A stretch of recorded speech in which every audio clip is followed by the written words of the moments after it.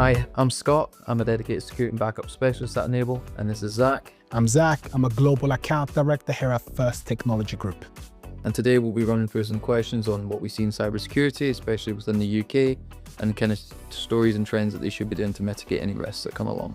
And how our customers are reacting to it in the industry. Yeah. From your perspective, what are some of the most concerning threat patterns you've seen in recent SOC reports? Mainly the thing is that people aren't aware of the main problems, so everyone just assumes EDR, got my security, I'm done, I'm secure, I'm confident in what I can do.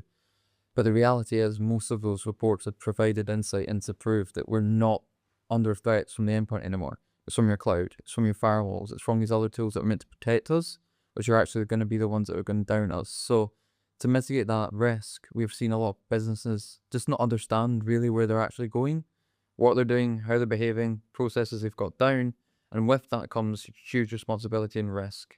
If you don't know your threats, then you're never going to be able to prepare for them, you're never going to be able to respond to them and take actions accordingly. So what we'll do is make sure that all of those telemetry points are covered. The way I describe it, your business is a house, right? Your front door's your EDR. That's going to have always been the main entry point. You get your front lock. It's where you come in, it's where you come out. But reality is now that the back door is as much of an environment risk, which is a cloud environment.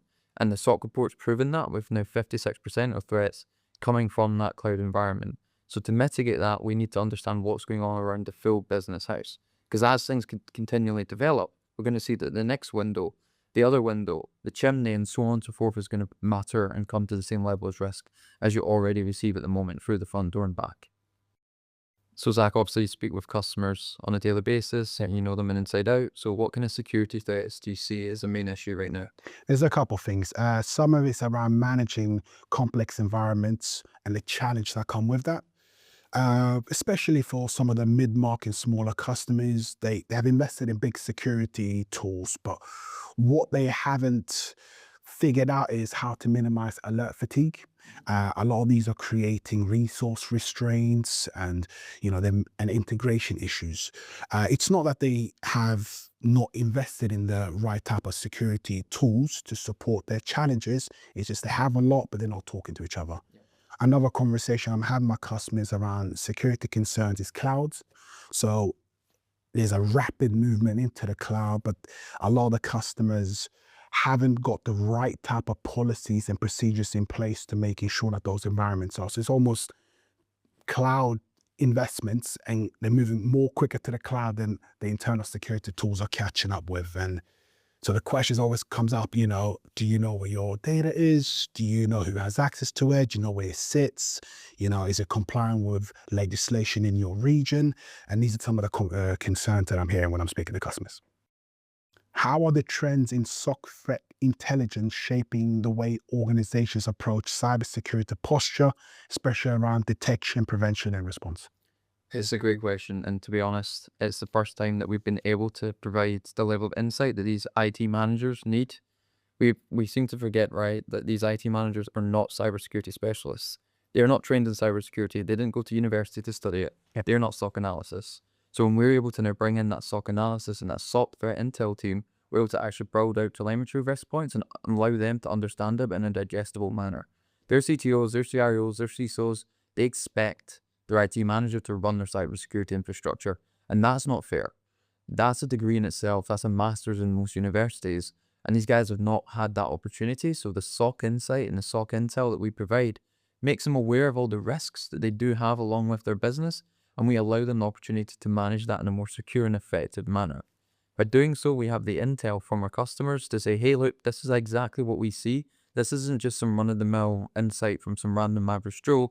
This is what we see across our customers at N-able, and this is how we can manage that, and this is how we detect against it. The SOC team are masters of the trade. They are the best in the world at what they do, so they help support us in providing that insight and intel to be more effective, efficient, and meeting those ransomware preventions and exfiltrations of that. One of the cool things that we've seen is providing insight knowledge into layered security. So most of these organizations, right, they know X, Y, and Z. They know that their Sentinel-1, their Defenders, their CrowdStrikes, they block one part of that business, as I mentioned earlier, with that front door. However, what happens if that lets you down once? All of a sudden you're blind, you've got no insight, you've got no risk, you don't understand how war is going to go wrong. So you're essentially caught with your pants down, you don't know how to respond. What we'll do is make sure that you've got that layered approach before, in the middle, and after. So it's not just about the front door, it's about the second lock on the front door. It's not about if they break in, it's about the alarm system inside, it's about the barking dog. And that's where you bring in things like honeypots, fake devices, decoys in your network to trick those bad actors. And that's chomping and changing your risk, adding those layers, and they're going to say, look, this is too difficult. I don't know how to manage it. I'm going to go down to John Smith's accountants down the road and I'm going to see if I can get into them instead. And once you've got that level of security, at least you know that if something does go wrong, it's a small one than a big one. It's fast response, remediation, and triage, which nowadays is more important than anything. If you're down for 2 weeks, it's a heck of a lot bigger problem than one day. Absolutely. So in terms of mindset, have you seen a kind of shift in your customers' behavior towards it and how they view it in terms of ransomware prevention, exfiltrations, and so on? And the overall cyber resilience? Yeah, so I would say absolutely. There's been a clear shift over the past couple of years. Prevention is still very important, but customers are a lot more realistic now. They are starting from the assumption that breaches will happen or is highly likely to happen. And the priority is now how quickly can we detect it, how quickly can we contain it, and how quickly can we recover from it. And these conversations are coming up more often. And part of this is really understanding things like backup validation, response playbooks. So things go wrong, let's have a game plan in place, or let's have strategies in place that we've tested in the last 6 to 12 months prior to make sure that when things do go wrong, we have a game plan to get back up online as quickly as possible to service their customers. Yep, couldn't agree more. Based on recent data, where do you see most of the threats coming from that's targeting UK businesses? Yeah, so it's clearly the cloud environment, and people are moving more and more towards it. But I'd actually say more generalized even than that is anything new.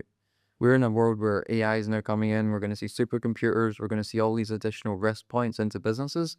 And the thing is, if we don't understand something fully, we don't understand how to defend ourselves fully. So it's the same way with AI fights AI. It's going to need to be humans fight humans, and you work them together. And once you've got that sandwich is when we fully understand the level of security we need. So building out a user profile behavior, you're of course going to need AI to do that. You can't have a human. But who's going to hold that AI accountable?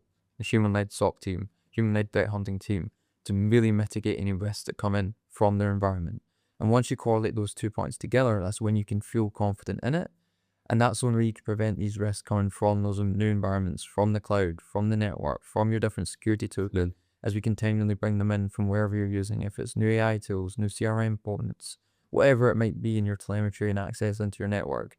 It's about understanding when that does go wrong, you've got these things fighting quickly to resolve it, remediate and triage. Because if someone wants in, they'll get in.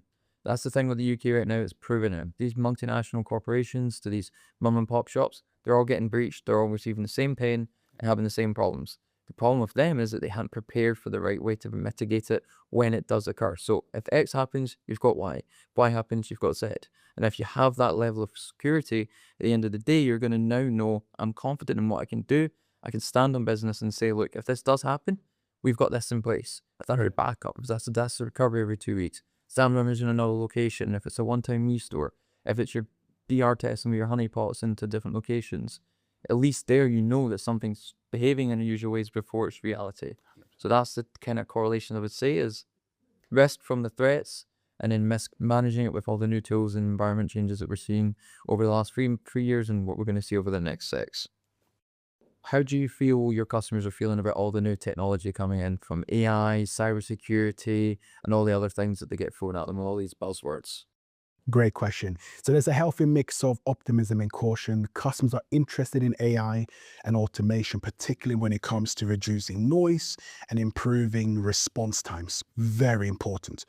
But they're also very of the AI overpromising. There's so many tools coming in, but the question is, do they all really work and do what they say they're going to do? And how much effort do we need to put in as an organization to make it work properly? But the one area that AI is really making a difference is within each of the customers that I've spoken to, there is something called tool sprawl, where they have so many various tools in their environments. How do you make these tools work a lot more seamlessly together? And AI is going to play a big part of that, of integrating various technologies within the customers to help them stay ahead of some of these threat actors that's targeting their businesses. What do you see happening in the cybersecurity space in the next 5 years? What do you see innovation wise? What's your view on what's going to happen in the market? Yeah. I mean, a lot's going to change. I think what we've seen even over the last 3 years, ChatGPT only came out in September 2021. So it's been a case of switch by switch. All of a sudden, the world changes. So I suspect with like supercomputers and the way things are going, there's going to be a lot more AI focus. And I think that's when you start to see the more of the human-led touch coming back around. So as now everyone's kind of knows these buzzwords, SIEM, SOC, SOAR, UAVA, disaster recovery, pen testing, so on and so forth. It's about realistically understanding what you're getting for it. Because most companies nowadays, they go and buy a tool on the street, they buy this, I've got this, it ticks this box.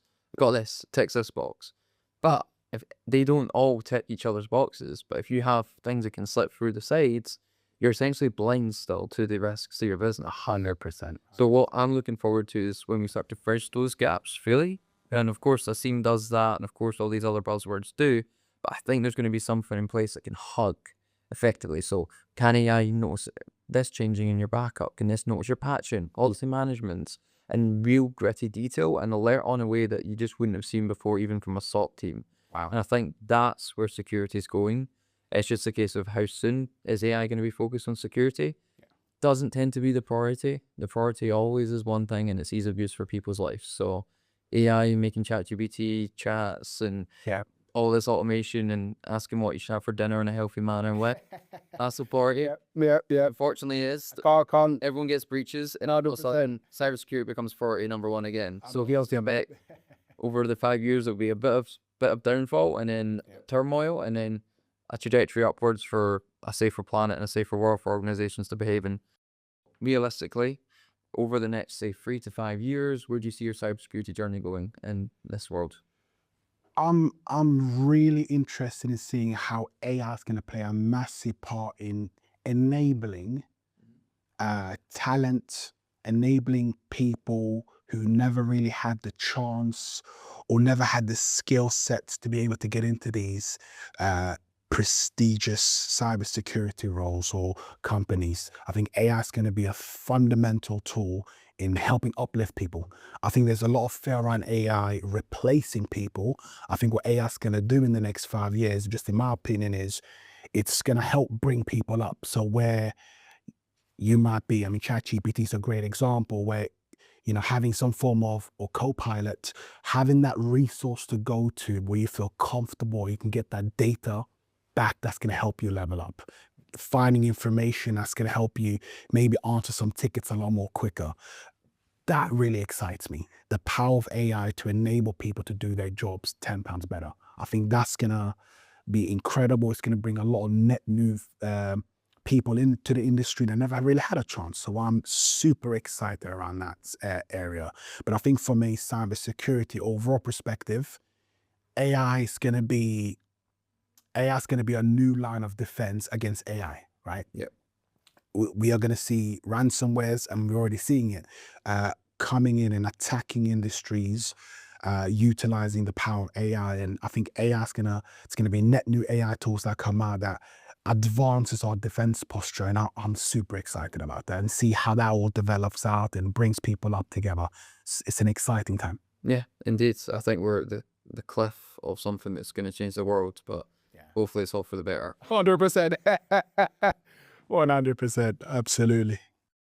So Scott, let me ask you this. Do you think we're getting to a place where maybe one tool for each area will be enough? Probably not. And the way things are going, probably never. The way, like, you've got to think of so many different risk factors, right? Third party risk. What happens if that vendor gets breached?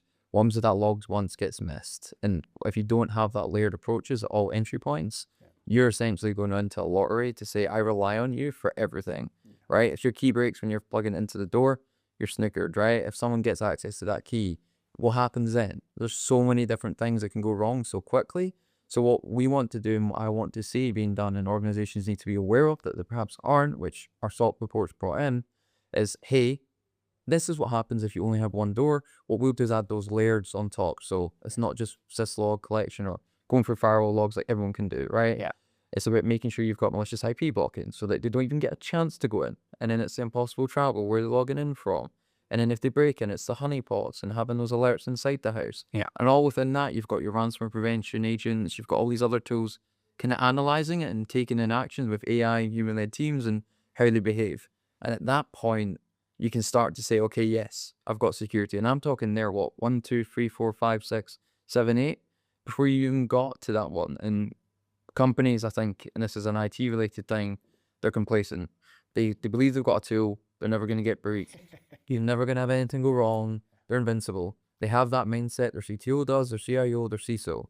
Yeah. And the reality is that they're not. But they don't understand that until it's too late and they've never even seen the attack. 6 months down the line and everything's down because they've had time to analyze their vulnerabilities and their risk profiles and make use of that as they will and destroy everything they can. So no to the question of would one tool ever fit all, which is sometimes why I suggest spreading your vendors out as well to reduce vendor risk. Yeah. It was a real pleasure, Zach, so I really appreciate your time today. Well, thank you very much. And we are super excited from our side in this partnership and looking forward to delivering value to our joint customer base. Correct. Thank you. Cheers. Cheers.